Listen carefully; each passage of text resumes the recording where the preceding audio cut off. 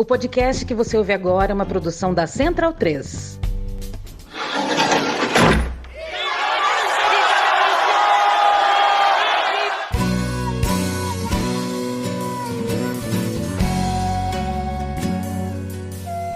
Começa agora a Guilhotina, o podcast do Le Monde Diplomatique Brasil. Eu sou Luiz Brasilino e estou aqui com Bianca Pio. E aí, pessoal, tudo bem? Bom, no episódio de hoje a gente recebe o geógrafo e professor Bruno Malheiro. Oi, Bruno, tudo bem? Tudo bem. Oi, Luiz, Bianca. Prazer estar com vocês. Prazer é nosso, Bruno. Bem-vindo ao episódio 137 do Guilhotina. Professor da Faculdade de Educação no campus de Marabá, da Universidade Federal do Sul e Sudeste do Pará, Bruno possui graduação em Geografia pela Universidade Federal do Pará e é mestre em Planejamento do Desenvolvimento pelo Núcleo de Altos Estudos Amazônicos da Universidade Federal do Pará e doutor em Geografia pela Universidade Federal Fluminense. Atualmente, Bruno coordena o Laboratório de Estudos em Território, Interculturalidade e Reexistência na Amazônia, é o La Tierra. Ele é autor, ao lado de Carlos Walter Porto Gonçalves e Fernando Michelotti, do livro Horizontes Amazônicos para Repensar o Brasil e o Mundo. Lançado em junho, a obra faz parte da coleção Emergências, da editora Expressão Popular com a Fundação Rosa Luxemburgo, e é sobre ela que vamos conversar hoje. Bruno, a gente queria começar perguntando para você como é que surgiu a ideia de escrever esse livro, como é que foi o processo também de escrita, né? Foram 3 pessoas que participaram da produção. Você podia contar um pouco pra gente? Bom, o livro nasce da relação e de uma demanda concreta dos movimentos populares, particularmente o MST, que faz essa demanda ao Fernando Michelotti. E Fernando, então, gentilmente convida eu e Carlos para escrevermos juntos o livro. E daí a gente, de certa maneira, encara o desafio tentando, acho que com 2 grandes questões em mente, né? A primeira, pensar e fazer uma crítica contundente a esse modo particular de expansão capitalista na Amazônia, que assume um grau de destruição sem igual, né, no contexto que a gente vive, mas também não parar por aí, né, construir também a partir disso e com o diálogo com os povos amazônicos, com os diálogos com os sentipensares, né, dos sujeitos amazônidas, alternativas concretas a esse mundo que a gente vive, né? Então o livro e o título também sugere isso, né? Dialoga com os horizontes amazônicos porque acredita que os mundos amazônicos são fundamentais para a gente repensar esse mundo que está aí. No livro vocês fazem uma leitura aí, né, da conjuntura da Amazônia atual e apresentam um quadro em que a acumulação por expoliação e o estado de exceção caminham juntos na ofensiva contra a Amazônia e os seus povos, né? Você podia explicar aí como é que esses 2 elementos se combinam na expansão capitalista aí na região? A ideia da combinação entre um capitalismo que se expande pela expoliação, que basicamente é a transformação de bens comuns em mercadoria, né? E o autoritarismo, que seria expressado pelo estado de exceção, é a marca não só do capitalismo amazônico, né, vamos dizer, de um capitalismo que se expande pela Amazônia, mas é a marca do capitalismo brasileiro. Então é uma tese que a gente defende e uma tese que também está ancorada na escolha que fez o Brasil pelas commodities, uma escolha, diga-se de passagem, que atravessou direita e esquerda, atravessou múltiplos governos, atravessou múltiplas bandeiras partidárias, uma escolha pela reprimarização da produção, né, que transforma a natureza num negócio, né, no principal negócio, efetivamente, através dos monocultivos de soja, de milho, também da dinâmica de extração do ferro, em celulose, cobre, carnes. Tudo isso transforma a ideia, né, de que o desenvolvimento, que só há possibilidade de desenvolvimento no Brasil pela expansão desse capitalismo que basicamente transforma bens comuns em mercadorias, transforma terra indígena em garimpo, transforma território quilombola em um plantio de soja, transforma territórios de bem comum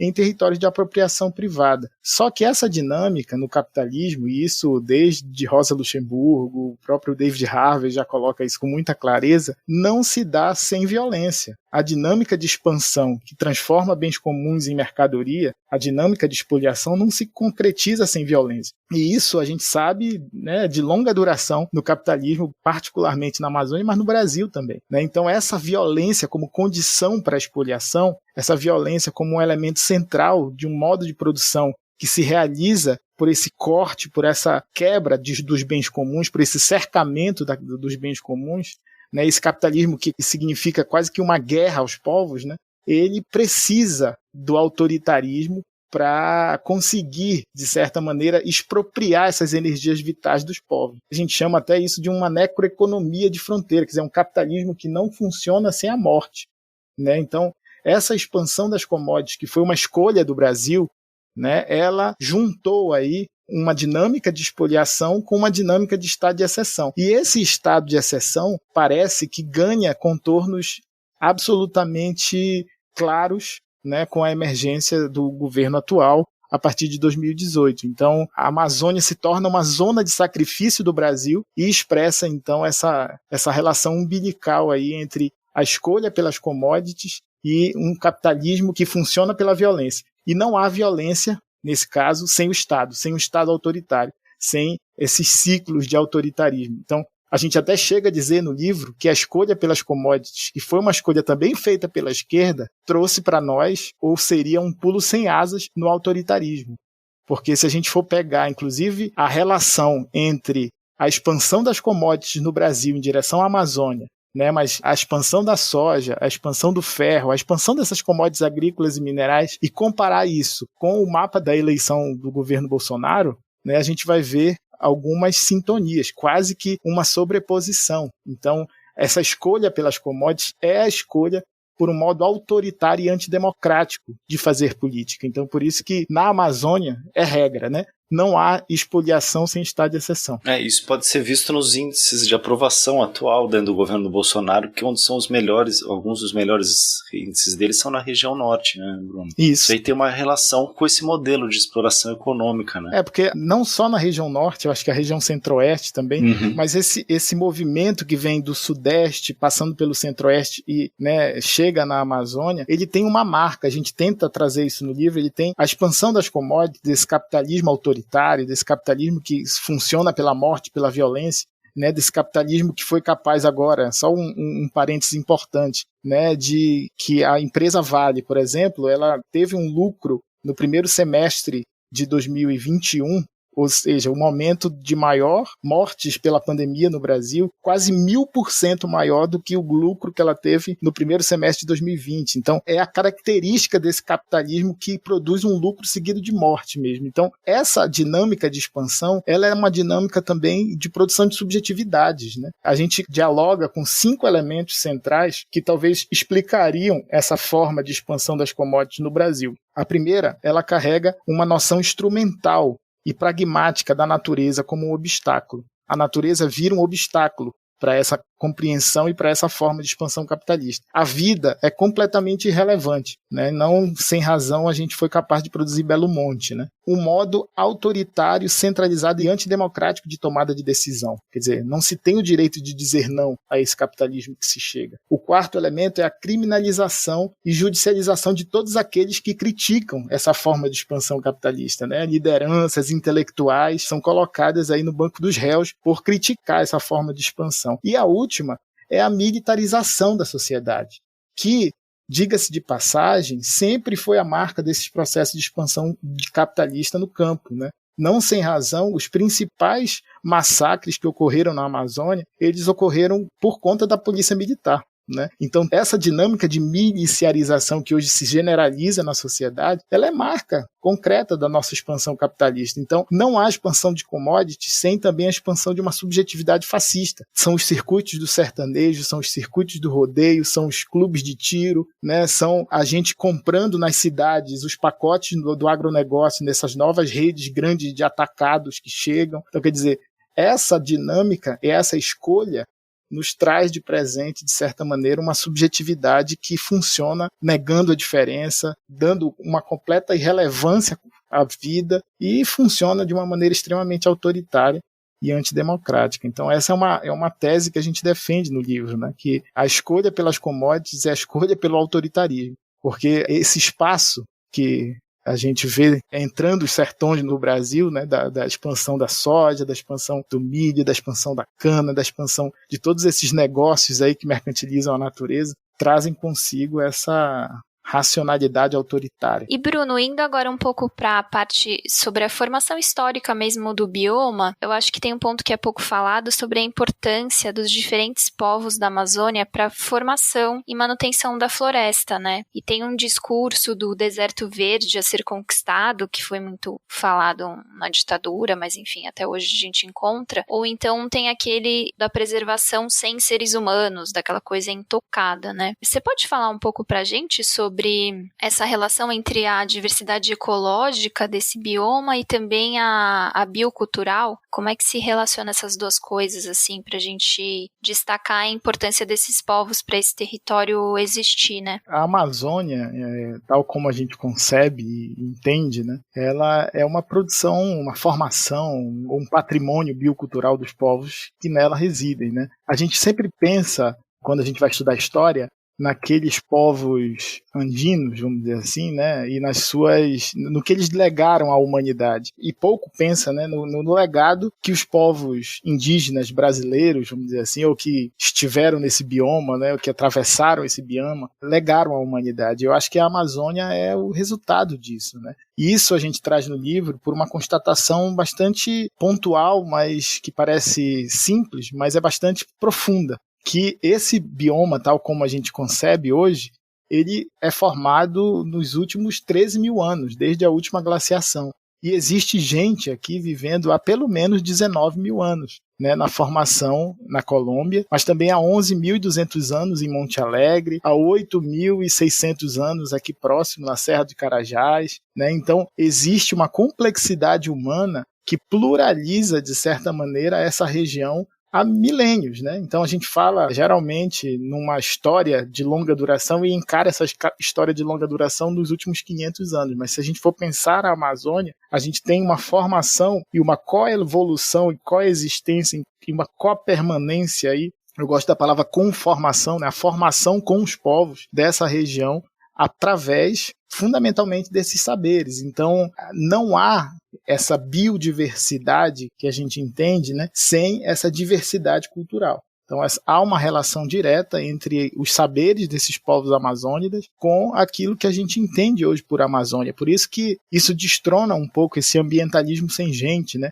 Ou esse ambientalismo da proteção, né, que a gente precisa proteger. A gente precisa efetivamente, e isso é algo que a gente indica no livro, inclusive, a gente precisa ouvir. A gente está falando de saberes milenares, né? A ciência tem lá os seus 300, né, 200 anos, 100 anos, dependendo da ciência que a gente está falando, e a gente está falando de saberes milenares, testados milenarmente, que nos deram de legado a Amazônia como condição, né, para, inclusive, o equilíbrio metabólico, climático do planeta. Então não dá para a gente pensar a Amazônia por uma amnésia biocultural, ou seja, esquecendo que ela é forjada pelos saberes dos seus povos. Então o capitalismo se expande na Amazônia muito como uma produção do esquecimento, né? E a gente no livro a gente tenta debater isso, né? Assim, a gente não pode esquecer os tempos que nos habitam, né? A gente não pode esquecer que esse sistema vivo, que hoje é fundamental para o equilíbrio planetário, ele é essa coevolução, né, entre povos e a própria natureza, né, numa dinâmica integrada em que produz, de certa maneira, uma outra forma de concepção, um outro horizonte, inclusive, né, para pensar o que significa o mundo, né? Então, a própria ideia dos povos indígenas amazônidas, né, de não pensar numa humanização da natureza, mas na humanidade da natureza, parece um absurdo para quem observa e para quem entende isso pela cultura ocidental. Mas o que significa dar ao rio uma humanidade, né? Tratar o rio como um avô, tratar uma montanha como um irmão, tratar uma rocha como um parente, né? Qual o significado ético que está nessa operação, né? Senão a reciprocidade e o respeito à natureza. Então a natureza vira mãe, a terra vira Gaia, e nesse sentido nós temos outras formas de compreensão dessa relação. E isso é fundamental, e a gente traz vários dados no livro, né, para a gente repensar mesmo essa lógica esverdeada, vamos dizer assim, de pensar a Amazônia, né? Cerca de quase 12% da terra firme amazônica é produção cultural. 3,2% dos solos de terra preta são produções culturais, né? Nós temos várias florestas plantadas, né? Como os castanhais, os babaçoás. Nós temos várias plantas domesticadas pelos povos amazônicos, a mandioca, a castanha do Pará, o guaraná, a copaíba. E a gente está numa região que tem uma produtividade biológica primária sem igual, né? 1 hectare produz entre 30 a 70 toneladas de biomassa por ano. É uma vida em profusão, né? E essa produtividade biológica primária que foi sempre o trunfo das populações amazônicas para produzir a sua liberdade, né? Então, essa produtividade primária ensinou os povos amazônicos a reconstruir a sua liberdade. Inclusive os povos negros que chegaram aqui também, né, junto e nesse contato intercultural com os povos indígenas, repensaram também a sua liberdade a partir dessa produtividade biológica primária da floresta. Então a gente está falando de não de um espaço qualquer, né, um espaço que é fundamental para o equilíbrio metabólico planetário e que, sem esses saberes que foram forjados milenarmente, o saber indígena, em intercâmbio com o saber quilombola, o saber ribeirinho, o saber seringueiro, que chegou para uma lógica de extração da floresta, mas que aprendeu com o saber indígena, esse saber do campesinato migrante, é com esse saber que a gente precisa se interessar e é com esse saber que a gente precisa se comprometer efetivamente se a gente quer tornar ainda a Amazônia algo possível de existência, né? Então a gente sempre coloca que a grande questão que o livro traz, né, e a contribuição talvez que o livro traga é esse exercício de escuta à ancestralidade amazônica, né? Então esse exercício de escuta significa também a gente tirar do centro, né, determinados lugares que sempre foram escutados para o Brasil e colocar neles aqueles lugares que nunca foram escutados para pensar o Brasil. O Brasil nunca foi pensado a partir da Amazônia. E a Amazônia revela não só o que é o Brasil, nas suas dinâmicas e nas suas escolhas. Não sem razão a gente está falando aqui que as escolhas pelas commodities, né, nos trouxeram ao autoritarismo, e isso é uma fala a partir da Amazônia. Mas a Amazônia também dá alternativas. Ela fornece, por esse patrimônio cultural, por esse patrimônio diverso, de etnias, de saberes e sabores, né? Outras formas, outras gramáticas políticas que a gente pode se ancorar para a gente sair desse abismo que a gente se encontra, que a gente não vê horizontes. Por isso que a ideia, novamente, voltamos aos horizontes amazônicos, porque dialogar com esse sente-pensar, porque não é um pensamento, é um pensamento que sente. Por isso a gente fala de sente-pensar.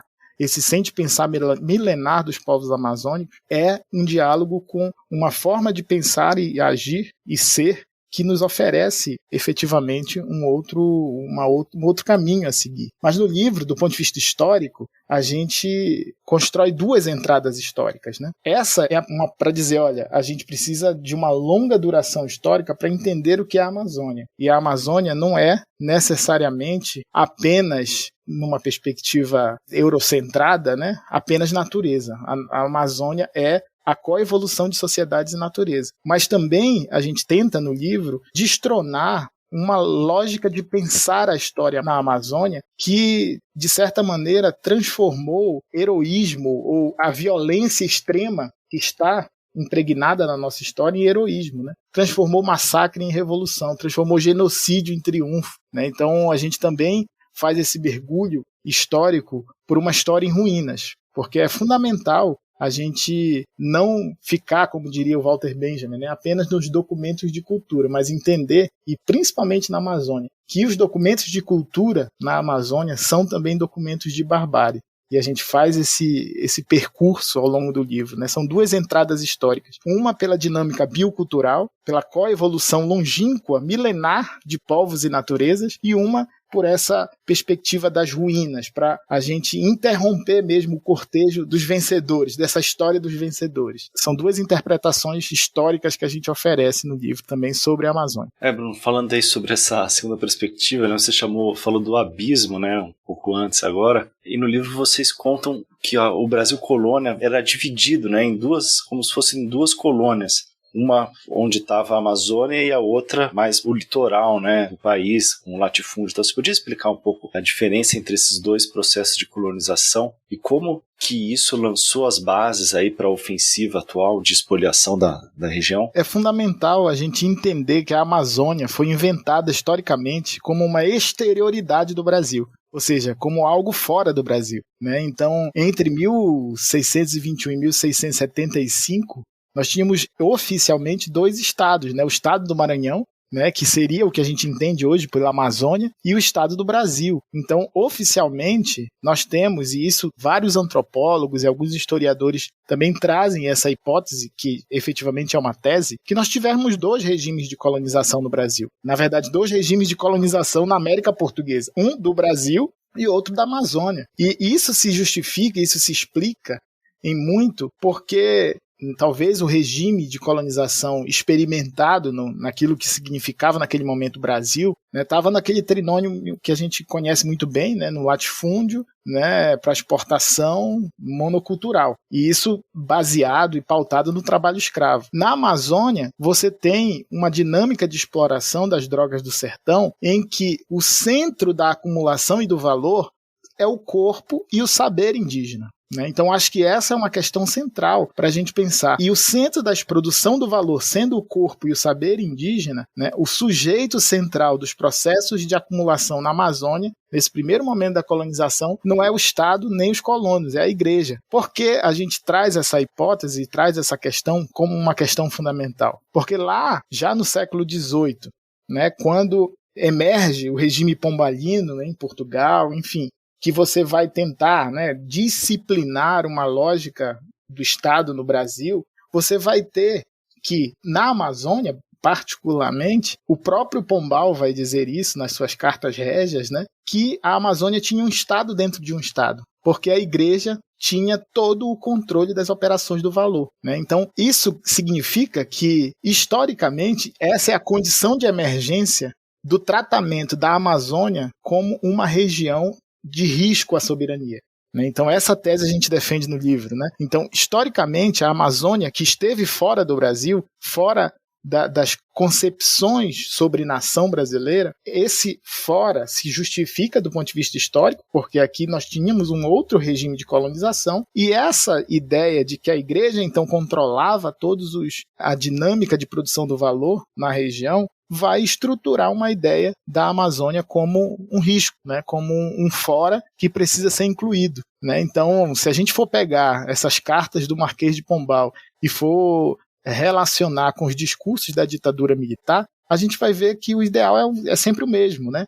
A ditadura militar dizia terra sem homens para homens sem terra. Né? Então, quer dizer, esvaziava a região, porque a Amazônia em si nunca coube na racionalidade que inventou o Brasil. Né? A racionalidade que inventou o Brasil a partir de alguns lugares de enunciação. E esses lugares de enunciação a Amazônia não estava e nunca esteve e não está até hoje. Né? Então, essa ideia de um Brasil fora do Brasil, ou melhor, de uma região fora do Brasil, vai ser o elemento estrutural para se pensar depois políticas de colonização da Amazônia, né? Políticas de ocupação da Amazônia, política de desenvolvimento da Amazônia. Então, quer dizer, a Amazônia é sempre um fora que precisa ser interligado. Por isso, de novo, eu trago a hipótese que se transforma em tese quando a gente vê a história, que a expoliação não caminha sem o estado de exceção na Amazônia. Aqui, por estar fora do Estado, as ações poderiam ser de exceção, e sempre foram de exceção. Se a gente for entender a lógica da mineração na Amazônia, a lógica da expansão do agronegócio na Amazônia, sempre você vai ter a exceção como a regra.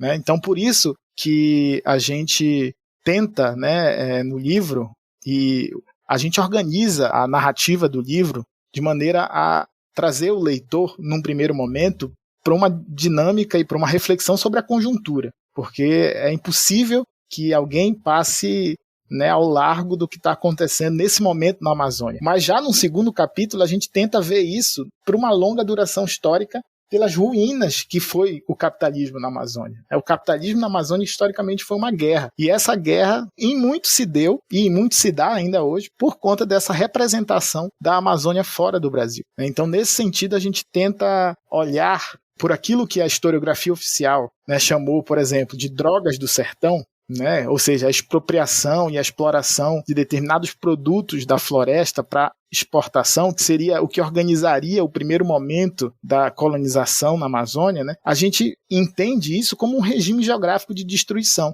que se pauta nos descimentos e nos aldeamentos indígenas. Então, não há expropriação das drogas do sertão sem a expropriação do saber indígena. São os indígenas que sabem onde estão os produtos que precisam ser coletados na floresta, né? E toda a lógica de organização do regime colonial amazônico se deu em torno de duas estruturas elementares. Uma, a guerra justa, e as tropas de resgate, ou seja, em um determinado momento foi justo matar o índio que não se submetesse à fé católica. E os resgates eram feitos justamente como uma lógica de você resgata os prisioneiros de guerras intertribais para o escravizá-lo também. Então essa foi a lógica primeira de organização colonial amazônica, né? Vejam aí que a igreja é um ator central, mas sem o corpo e o saber do indígena, isso também não se processava, né? Isso é radicalmente distinto do que a gente vê no resto do Brasil. Então, por isso que a gente defende essa ideia de dois regimes de colonização. Mas, para além de defender essa ideia de dois regimes de colonização, a gente quer ver a história contrapelo, né? A gente quer ver, porque existe uma historiografia oficial amazônica que encadeia essa história pelos grandes produtos, pela economia única e exclusivamente. E esconde muita coisa. Então, onde se viu drogas do sertão, a gente vê guerra justa. Onde se viu modernização pombalina, a gente vê tropas de descimento, que as guerras justas se transformam em tropas de descimento. Se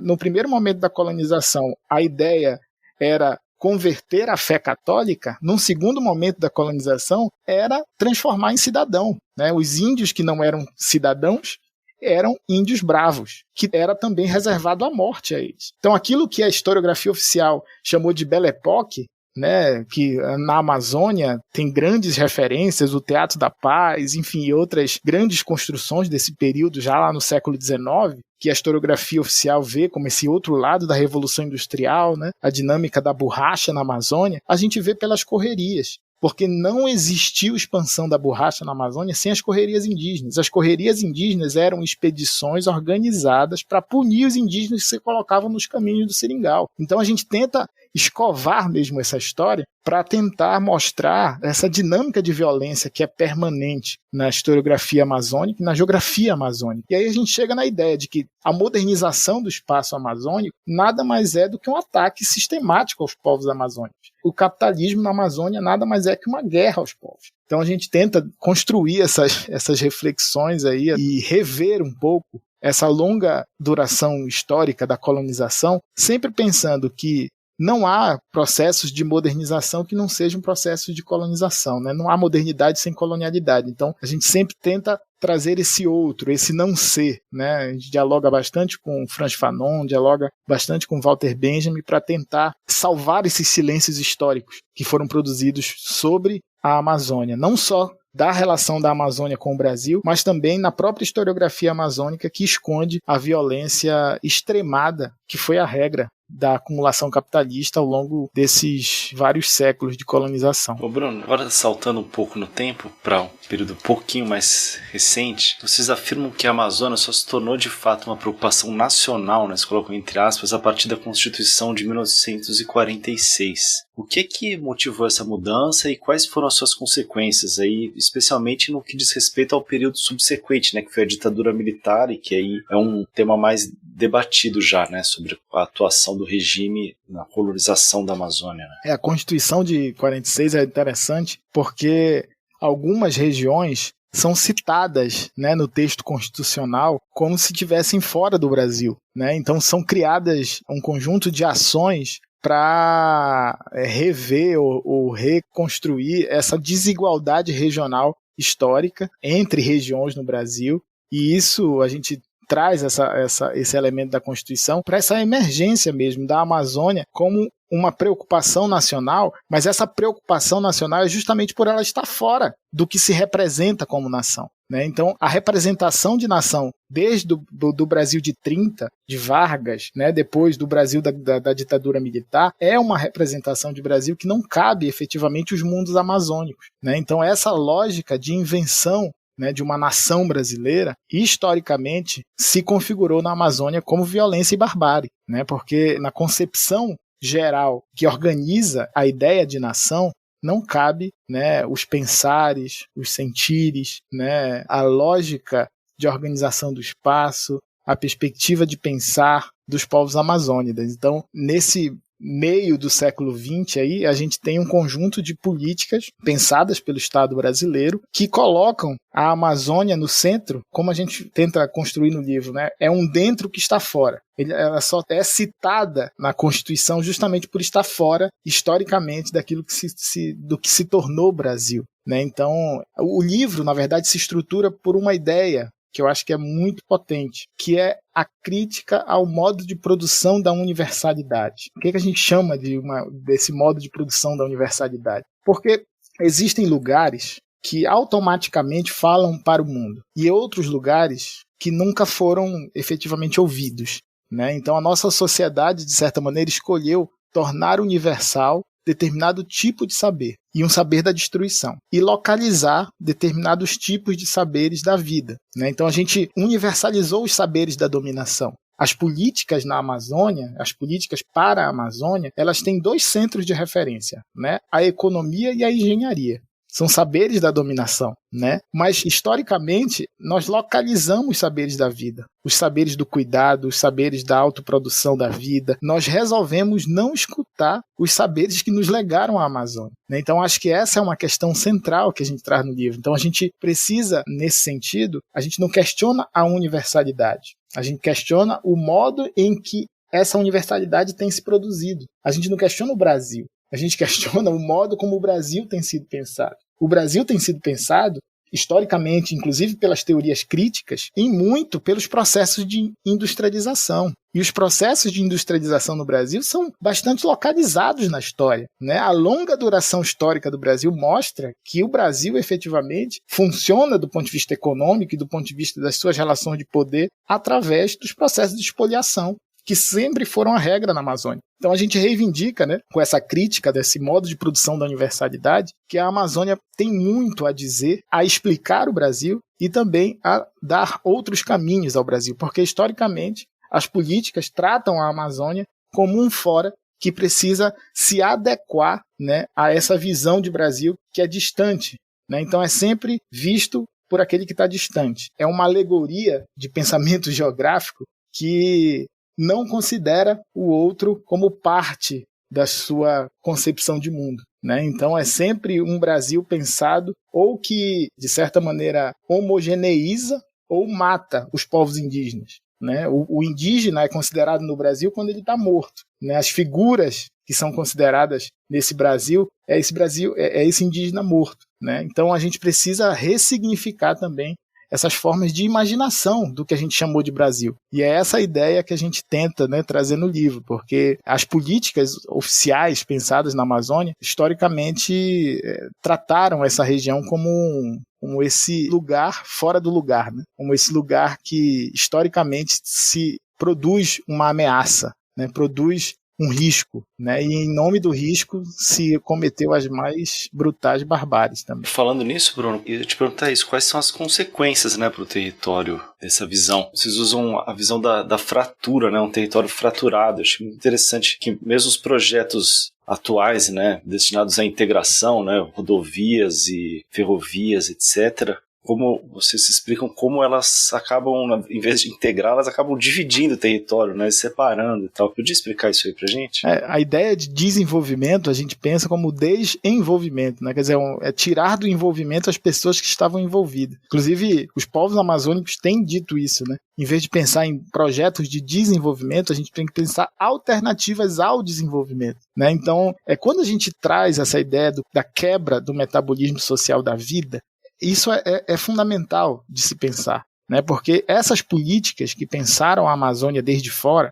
pensaram a Amazônia como um risco, que pensaram a Amazônia como esse lugar distante que não cabe nesse império da razão, né? Trouxeram para cá formas de acumulação que, pela sua natureza, né, transformam os bens comuns em mercadoria, transformam as terras indígenas, transformam as terras quilombolas, transformam as terras ribeirinhas, transformam esses territórios em mercadoria, e aí a gente vai fraturando uma lógica do metabolismo social da vida que historicamente se produziu na Amazônia, né? A gente precisa, eu gosto de um autor, o Emmanuel Kotia, que ele fala que a gente precisa sair do ponto de vista ao ponto de vida, né? Porque a gente sempre imagina, né? E a gente sempre imaginou a Amazônia a partir de um ponto de vista distante dela, né? E não a partir dos pontos de vida que ela carrega. E a vida não é qualquer coisa, a vida não é o que está aí, né? A vida, como diria o Maturana, né? É autoprodução de vida.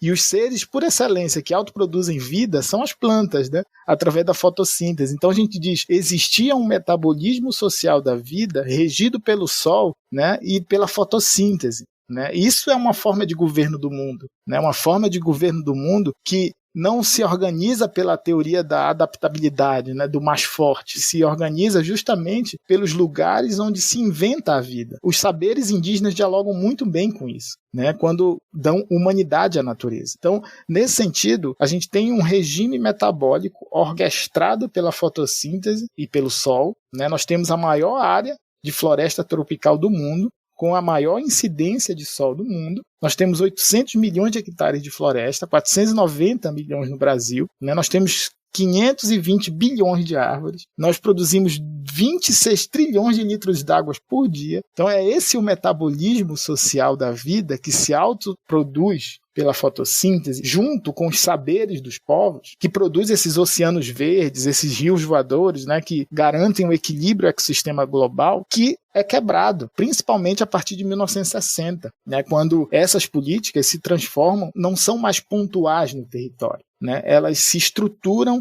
né, recortando estruturalmente o território amazônico, né, aquilo que se chamou de eixos de integração, né, através das rodovias, através das ferrovias, através das hidrovias, nada mais foi do que essa junção dessa economia de morte. E aí a gente fala em fratura metabólica, porque essa reprodução da vida, diversificada pelos manejos indígenas, que produz primariamente de 40 a 70 toneladas de biomassa por ano, ela se quebra. Os ciclos da vida são quebrados. Aí alguns falam, o solo da Amazônia é pobre, né? O solo da Amazônia é pobre se tu encarar o solo sozinho. Porque o solo da Amazônia não é só o solo é floresta, é rio e é o saber do povo que produz o solo, né? Então o solo nunca foi pobre, mas quando você passa a boiada, quando você transforma um determinado ecossistema em uma dinâmica de pastagem, aí você vai pensar o solo como pobre, porque você quebra os ciclos da vida. Quando você tem um consórcio agroflorestal indígena substituído por um monocultivo de soja, você está efetivamente quebrando os ciclos da vida. Então, quando a gente fala dessa fratura metabólica, a gente está também alertando ao fato de que a gente não está falando de uma região qualquer, né? Um dos elementos do livro é sempre esse, né? A Amazônia tem implicações globais, né? Então não é possível a gente continuar escolhendo, como diz o Krenak, né? Comer o mundo.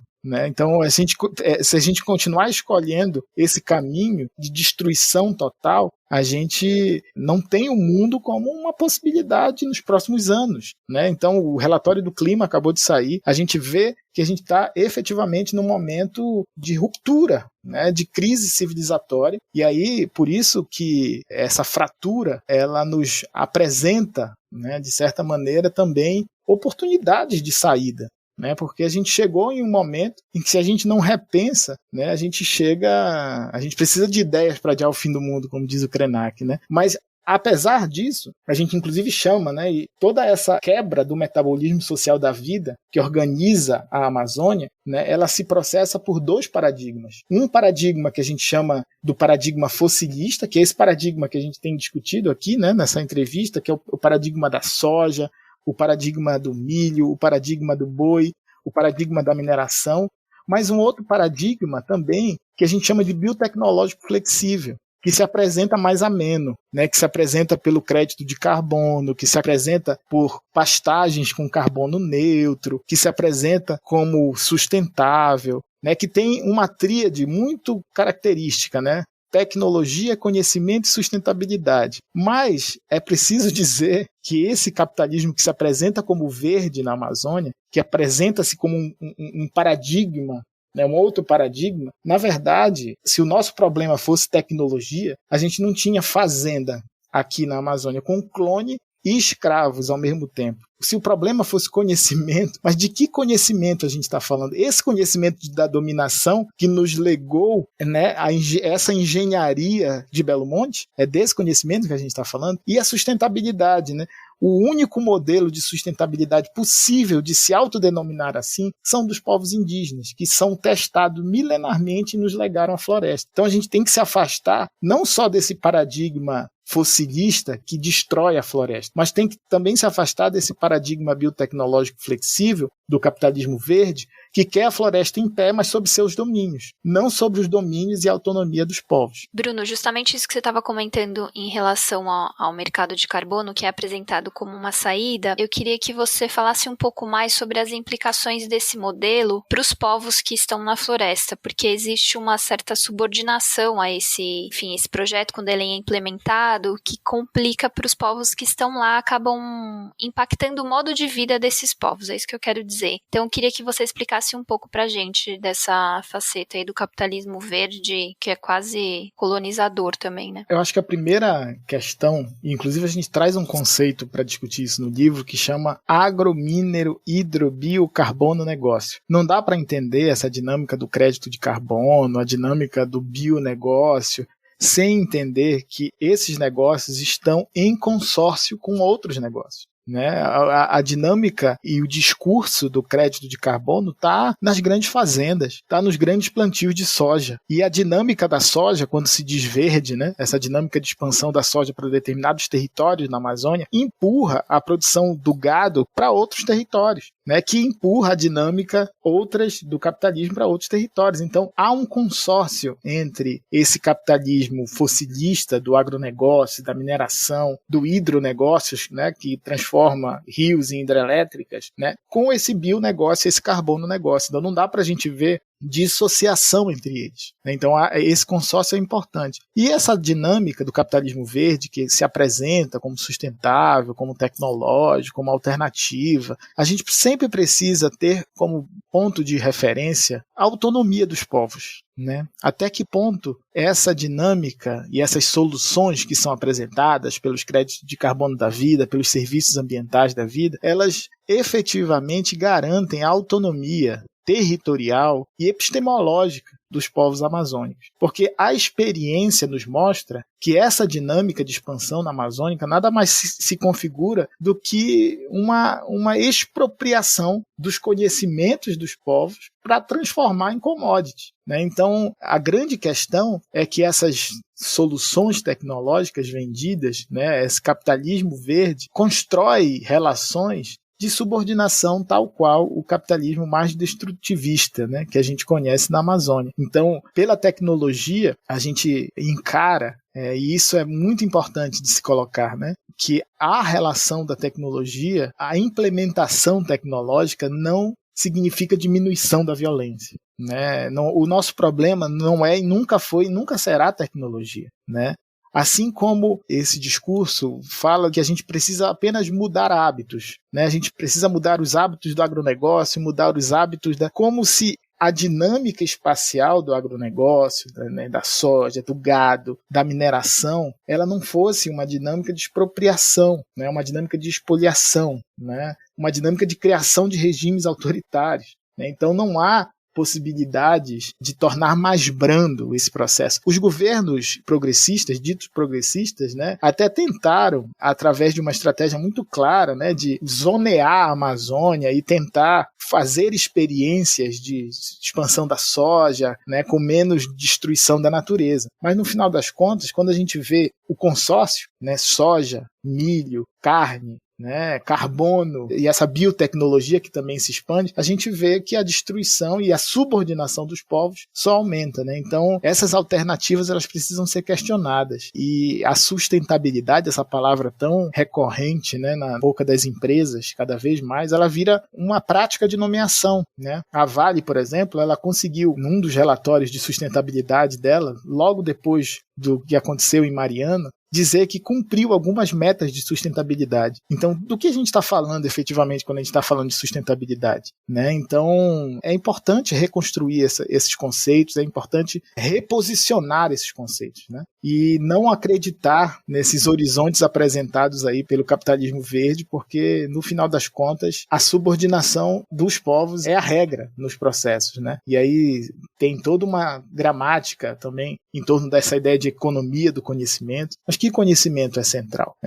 Às vezes é o próprio conhecimento dos povos, mas é o conhecimento dos povos para ser expropriado e transformado em commodity, né? Tanto que um dos elementos fundamentais do capitalismo na Amazônia é a pilhagem. Uma pilhagem de matéria e energia, mas também uma pilhagem de saber, uma pilhagem epistemológica. Então, se esse capitalismo fossilista ele vai produzindo pilhagem de matéria e energia, esse capitalismo verde vai também produzindo pilhagens epistemológicas, né, transformando os saberes, né, dos povos em commodities. Bruno, já que a gente está falando de alternativas, eu queria saber qual que é o balanço que você faz dos governos democráticos, aí, e especialmente dos governos progressistas que a gente teve aí já no século XXI, né? Se eles foram capazes de alterar de alguma forma esse padrão que foi herdado aí, né, da colonização, do regime autoritário, ou se... O que você acha? Ou se eles nem tentaram, na verdade? É difícil, né? Falar a partir da Amazônia, dos governos que, né, ditos democráticos, e encontrar algumas alternativas de saída a partir dessa experiência histórica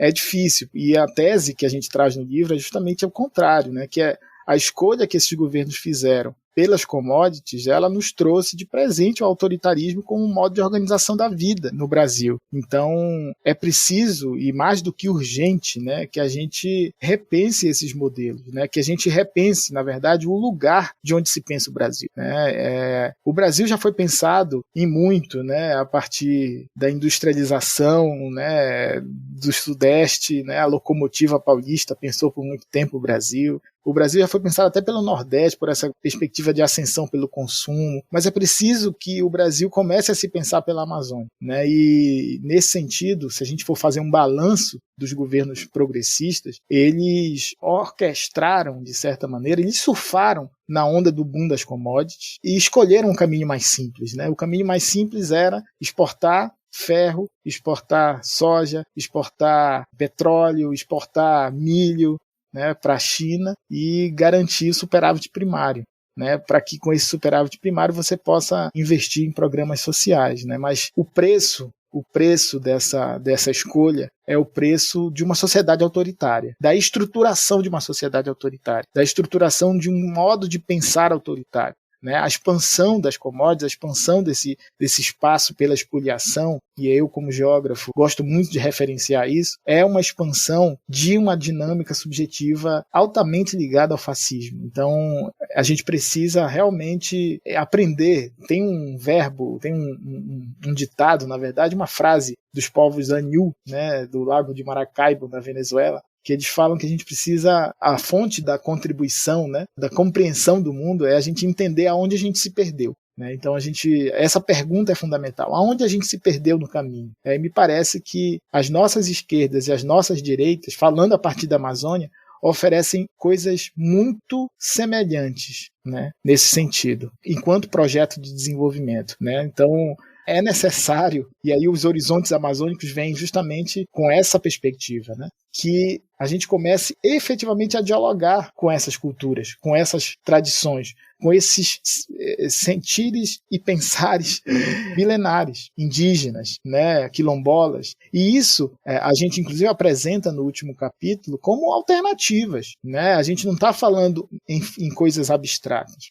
A gente está falando em repensar o nosso sentido da democracia mesmo. É possível uma democracia pautada no consumo do mundo, pautada em comer o mundo, como a gente está construindo através das commodities? É possível uma democracia que exclui do seu imaginário o saber ancestral indígena? Né? É possível uma democracia forjada, né, por uma lógica de expansão econômica através da morte e da destruição, né, da morte, do sangue, do fogo? Né? Então, eu acho que é essa a questão. Né? Então, dialogar com os povos indígenas é dialogar, por exemplo, com as autodemarcações indígenas, como formas de reconhecimento territorial da autonomia desses povos. A gente não tem autodeclarações através do CAR, por exemplo, da propriedade privada no Brasil, porque as autodemarcações indígenas nunca foram consideradas como, do ponto de vista do direito, um horizonte para a gente pensar a autonomia desses povos. Agora a gente está em plena discussão no Chile sobre plurinacionalidade, uma discussão que já havia no Equador, na Bolívia, nos anos de 2008, 2009, né? Então, é possível a gente continuar pensando uma democracia no Brasil mononacional, ou a gente precisa pensar uma democracia plurinacional, né? Porque aqui a gente tem pelo menos mais de 100 nações, né? Pluralizando o significado, né, dessa nação no singular que historicamente foi violência e barbárie, né? Então é preciso a gente começar a pensar, além dos direitos humanos, em direitos da natureza, né? O que são direitos da natureza? A natureza como sujeito de direito nos projeta a uma outra forma de pensar essa relação sociedade-natureza, né? Se a natureza é a mãe, se a natureza ela tem personalidade, não há relação que não seja de respeito, né? Então a gente tem que sair também dessa racionalidade que encara a Amazônia, que encara a floresta, que encara, enfim, a natureza como quem vai ao supermercado, como quem vai às compras. A Amazônia não é um supermercado do mundo, né? E os povos indígenas mostram claramente que eles produzem sociedades de incremento, sociedades que complexificam os lugares que eles recebem, que pluralizam em termos de vida os lugares em que eles recebem. Então, ou a gente muda o foco, né, da economia à vida, né, para entender efetivamente o que nos faz vivos e construir um projeto de sociedade a partir do que efetivamente nos faz vivos, ou a gente vai continuar reproduzindo essa lógica que pode ter o nome de progressista, pode ter o nome de fascista, pode ter o nome que for, mas que se processa pela morte. Pela morte e pela destruição da natureza. Então, é necessário que a gente comece a enxergar outros horizontes éticos. E a cultura, né, as cosmologias indígenas estão prenhes de significado para isso, né? Eu poderia falar aqui, né, do tupi, né? O tupi não tem tempo verbal. O tempo no tupi ele está no sufixo, né? No sufixo que está no substantivo. Então, Ibirapuera, né, uma árvore que se foi. Quando o tempo está nas coisas, a relação com as coisas é outra. O tempo não está na prática do humano, o tempo está nas coisas, o tempo está na natureza, né? Então, essa forma de pensar o mundo, caminhando, como diria o Zaniol, né? Caminhando com o mundo e não contra o mundo, né? Eu acho que nos ensina bastante. Então, quando a gente fala dos horizontes amazônicos, a gente está falando concretamente de uma outra gramática, de uma outra praxis política que esses povos eles abrem para nós, né? A gente cita no livro, inclusive, as marchas, né, da década de 90 pelo território, pela vida e pela dignidade, né? As marchas, né, indígenas que romperam os territórios amazônicos na década de 90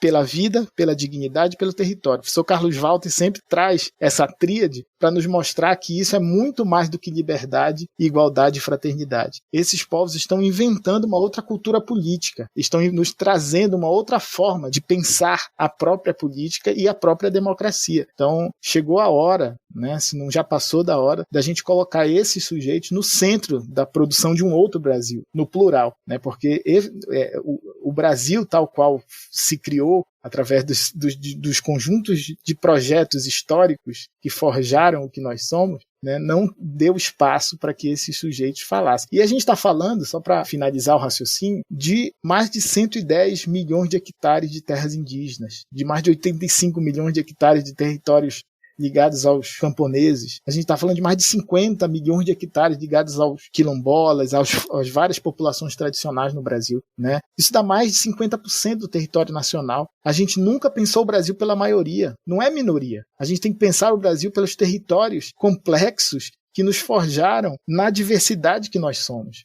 e não por esse território econômico que destrói e come o mundo.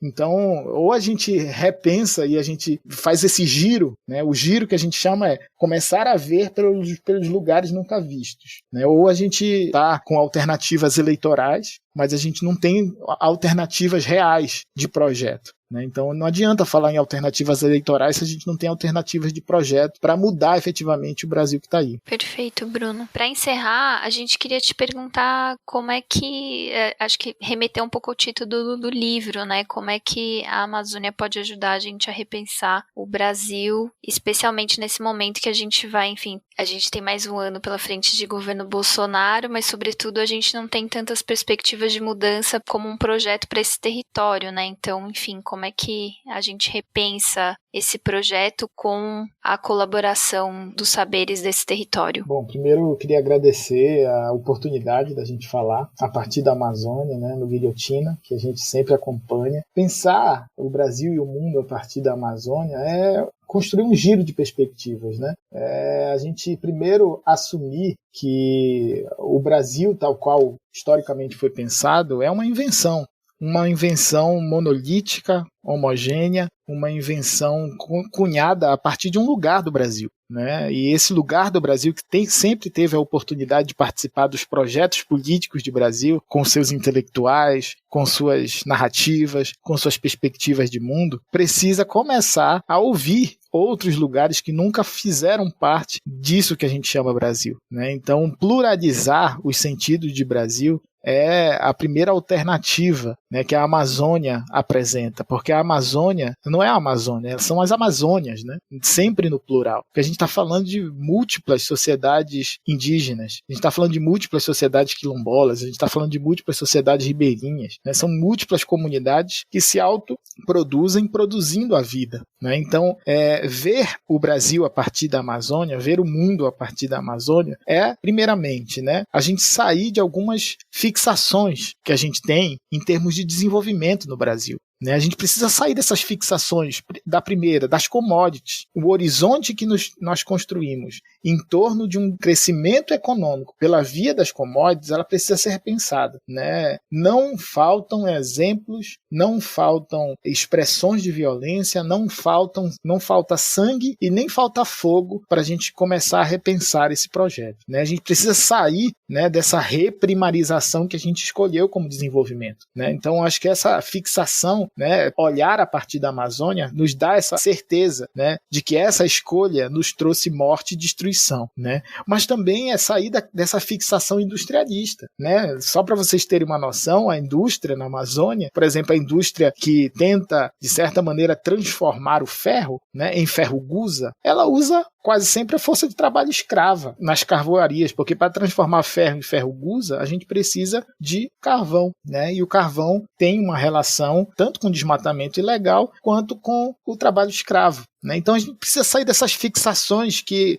as teorias críticas, de certa maneira, cunhadas a partir de um determinado lugar do Brasil também construíram. E sair dessas fixações é entrar num território incerto, que é o território dos saberes, dos fazeres, dos sentires, dos povos. E entrar nessa seara é pluralizar os sentidos de Brasil. Pluralizar, né? Nós somos um Brasil, um país, e a gente está recém-saído, né, do dia da tal independência, que foi forjado, enquanto independente, com um pai e uma mãe. O pai do Brasil é o latifúndio e a mãe do Brasil é a escravidão. Né? Então, não dá para a gente continuar imaginando que esse Brasil forjado por esse pai e por essa mãe, ele vai abrigar algo diferente do que está aí. Então, a gente precisa começar a retornar às questões simples, e esse diálogo com a Amazônia é o diálogo não só com uma forma de compreensão do Brasil que não coube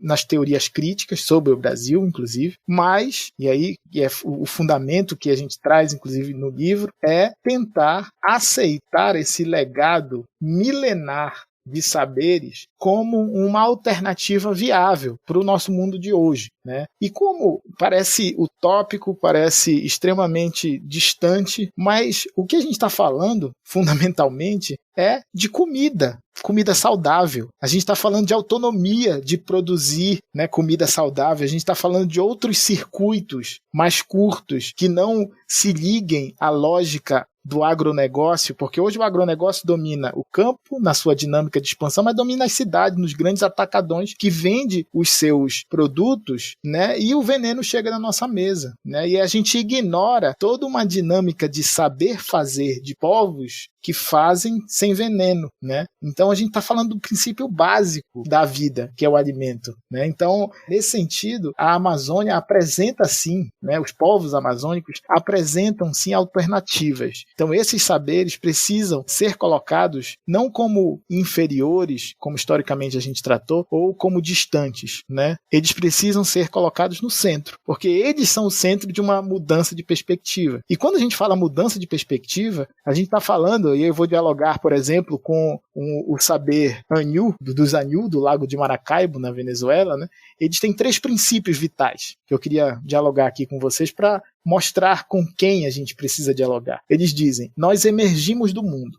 Então, se nós emergimos do mundo, a gente precisa caminhar com o mundo e não contra o mundo. Todo o ser tem um fazer. Tudo tem um fazer, né? Da borboleta à criança, a você, qualquer um e qualquer ser, qualquer entidade tem um fazer. Então a gente precisa de todos os fazeres para nos manter vivos. E tudo se corta e se comparte. Ou seja, nós somos incompletos, a gente precisa de outros seres para nos fazer vivos. A gente precisa fazer comunidade para viver. Essa é um modo de expressão de mundo que está lá no Zanil, que pode inspirar a gente a caminhar por outros rumos, né? A vida, isso é importante ressaltar, né? E os povos amazônicos apresentam isso para nós. Não está aí, a vida é autoprodução de vida. A vida não está em nós, ela passa por nós, né? O nosso DNA carrega uma carga genética dos nossos ancestrais, né? A gente é um zoológico ambulante, como diria o Kotia. Então a gente precisa frear o antropocentrismo. O antropocentrismo, essa ideia que a humanidade, né? O Krenak fala mesmo, a humanidade é um clube restrito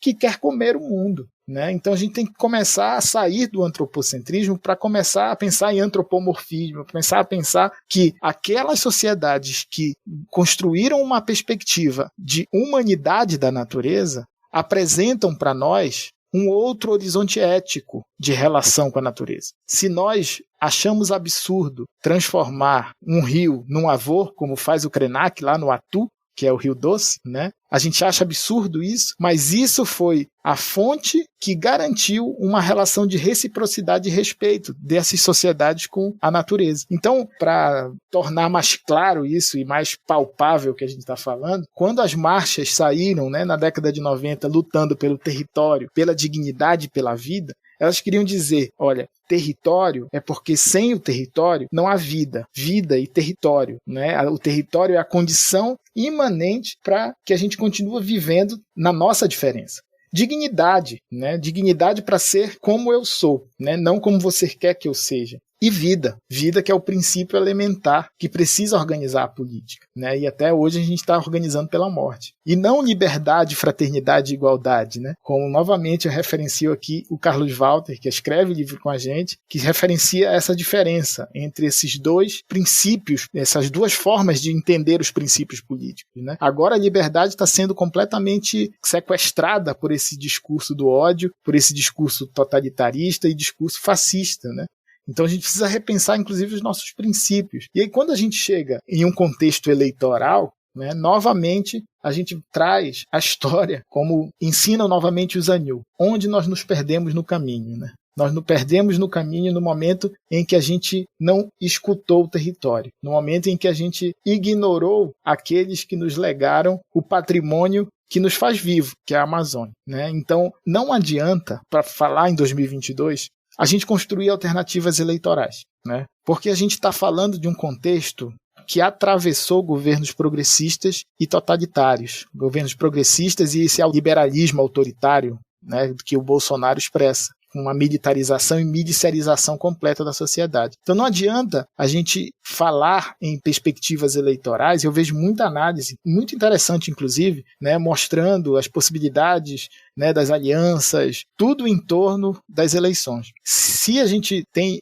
uma mirada histórica, nem precisa ser tão longa, dos primeiros anos do século XXI, a gente vai saber que as nossas escolhas eleitorais de projeto de desenvolvimento nos trouxeram até aqui. As commodities nos deram o autoritarismo. Então, não adianta a gente continuar pensando, né, como uma via eleitoral. Beleza, a gente constrói vias eleitorais, mas a gente precisa começar a construir projeto, né, e um projeto que caiba à Amazônia. Não essa Amazônia que a Marina tentou capturar em determinado momento em campanhas eleitorais, que é essa Amazônia do capitalismo verde, né, ligada à indústria dos cosméticos, da bioquímica, que, como a gente já falou aqui, retira a autonomia e a soberania dos povos. Mas uma Amazônia que efetivamente fale ao Brasil, né? O Brasil precisa escutar esses povos. É eles que nos vão, nesse momento de crise, nos dar algum tipo de saída, né? De saída à crise civilizatória que a gente se encontra, né? Por quê? Porque eles já construíram projetos. Vou repetir aqui, as autodemarcações, a plurinacionalidade, os direitos da natureza, pensar em alternativas ao desenvolvimento, não de desenvolvimento, toda esse repertório político que os povos indígenas têm construído ao longo da sua luta contra esse capitalismo de morte, pode nos ser fundamental para a gente reconstruir alternativas de projeto, não só eleitorais, para um Brasil no plural. Porque é difícil para nós da Amazônia falar em Brasil, porque o Brasil para nós significa morte e destruição, né? Então a gente precisa pluralizar esse Brasil para que a gente se sinta, inclusive, parte, né, de um projeto que nunca fomos, né? Então a gente reivindica também que se gire os lugares de interpretação do Brasil, se gire os lugares de pensar um projeto efetivo para o Brasil. Né? Chega da gente pensar um Brasil a partir dos mesmos lugares que sempre pensaram o Brasil. Né? Vamos escutar os lugares nunca ouvidos, porque existem lugares em que um sussurro é um grito e outros lugares em que um grito não é nem um sussurro. Então a gente precisa mudar essa geopolítica e fazer com que a Amazônia, né, rompa essas grades cognitivas que organizaram o Brasil e que esses sujeitos nos mostrem horizontes. E por isso que a gente fala de horizontes amazônicos. Né? Não há mundo possível sem os mundos amazônicos. Né? Então a alternativa que a gente traz é a alternativa da escuta, sempre, e para finalizar essa análise, né? É a alternativa da escuta, de ouvir essa ancestralidade dos povos amazônicos. Né? Não é uma alternativa da fala, até porque falar e olhar a gente sempre se distancia. Escutar e ouvir a gente sempre se aproxima. Então a gente precisa de proximidade. A gente precisa acabar com essa amnésia biocultural que esquece que a Amazônia é produto dos seus povos também e começar a dialogar com essa memória biocultural, né? Como diz o Krenak, né? O futuro é ancestral. Então a gente precisa começar a pensar um Brasil pelas suas memórias bioculturais, por esses lugares que forjaram a diversidade biológica que tem uma relação com a diversidade cultural e social. E a Amazônia é a região que talvez melhor nos ofereça isso. Perfeito, Bruno. Valeu. Obrigado demais pela entrevista. Bom, eu agradeço, Luiz, Bianca, pela oportunidade de falar a partir da Amazônia, rompendo um pouco essa geopolítica do conhecimento, né, que geralmente não escuta a Amazônia. Agradeço muito mesmo a oportunidade de falar e de ser ouvido. Maravilha, a gente que agradece a sua participação. A gente vai deixar o link do livro para quem está ouvindo baixar o livro e ler, que acho que tem bastante temas que a gente não conseguiu abordar aqui. E é isso, né, Luiz? Sim, é verdade. Foi bem lembrado disso, que o livro está disponível para fazer um download pelo site da Fundação Rosa Luxemburgo, né? E também para quem quiser a versão em papel, né? Pode comprar na Expressão Popular. É isso, gente. Não se esqueçam que para se comunicar com a gente é o e-mail guilhotina@diplomatic.org.br. Pode mandar sugestões, reclamações, ideias, enfim. A gente quer ouvir vocês também. E até a próxima, né, Luiz? Isso, até semana que vem. Quem nunca viu o Amazonas nunca irá entender a vida de um povo.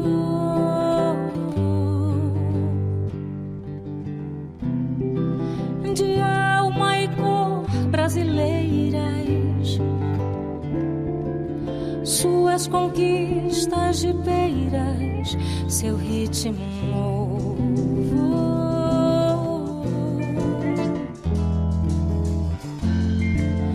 Não contará nossa história por não saber e por não fazer jus.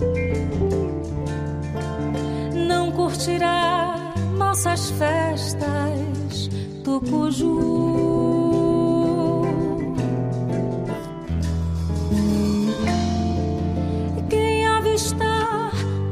Amazonas nesse momento e souber transbordar de tanto amor, esse terá entendido o jeito de ser do povo daqui.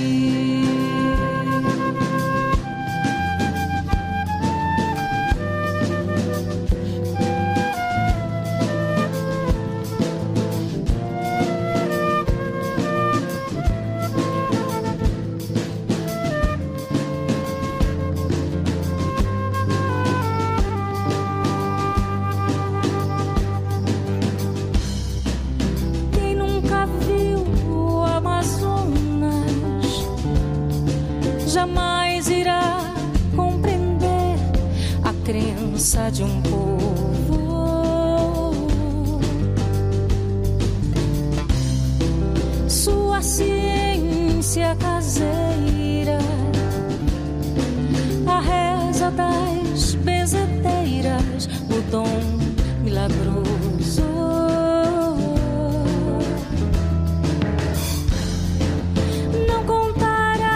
Nossa história por não saber e por não fazer jus, não curtirá nossas festas tucuju.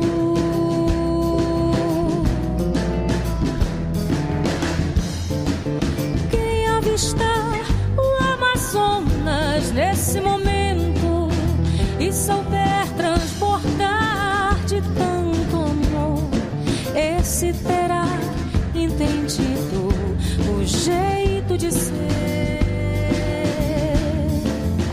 do povo daqui.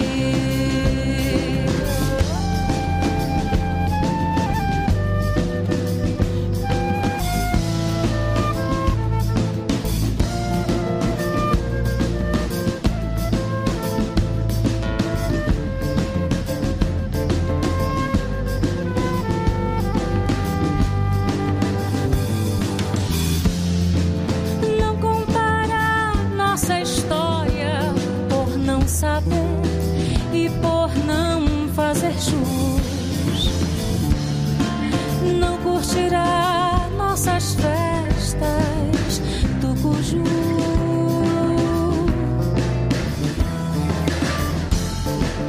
Quem avistar o Amazonas nesse momento e souber transbordar de tanto amor, esse terá entendido o jeito de ser do povo daqui.